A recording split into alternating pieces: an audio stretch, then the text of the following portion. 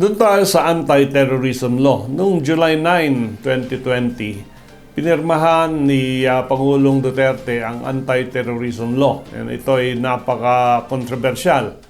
And this is especially because ang sabi niya, there is a clear and present danger sa ating bansa na ma-attack or mapasok ng mga terrorist or terrorist activities. This was controversial because maraming provisions na question ng maraming lawyers, law students, civic groups. Among others, ang sabi dito sa batas na ito, pwede kang huliin na walang warrant for 14 days up to 24 days without any charges being filed against you. At dito sa ating present rules, hindi naman pwede because under the revised penal code, within 36 hours, pag hinuli ka, dapat naman merong charge against you, otherwise you will be released from detention. Under the Human Security Act of 2007, ang sabi niya 3 days. Pwede kang i-detain ng 3 days ng law enforcement. After that, you must be charged. Pero dito sa Anti-Terrorism Law, extended up to 24 days.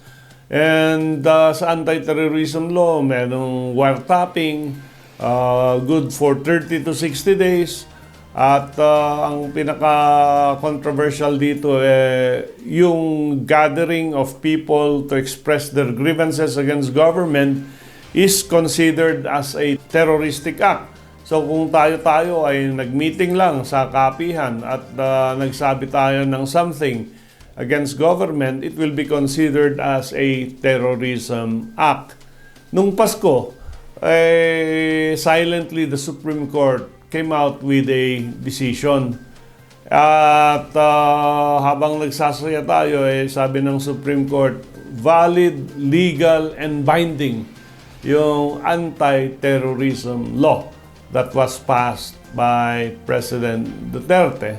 And there were only 2 provisions which were declared unconstitutional, yung Anti-Terrorism Law.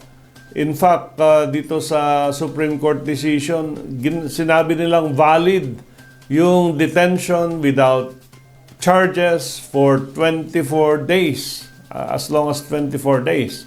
At alin ang hindi valid?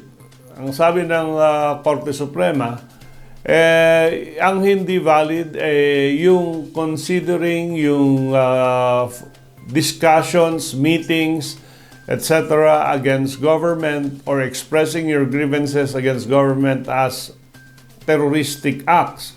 Ang sabi ng Korte Suprema dito, this is part of the freedom of speech and freedom of expression ng ating mamamayan, so you cannot consider this as a terroristic act unless it causes grave danger to national security. At isa pang provision na sinabi nilang unconstitutional, normally kasi ang terrorism is an international crime. So, pag nagrekomenda ang isang state na i-declare ang isang tao o isang organisasyon na terrorist, usually sumusunod tayo. Ang sabi ng Korte Suprema dito, we cannot just comply with the suggestions of foreign countries to declare a person or an organization a terrorist group or individual. Dapat we will have our own investigation before declaring a person or an organization a terrorist group. So, in summary, the anti-terrorist law has been upheld as valid, as constitutional, except for those 2 provisions which we just cited.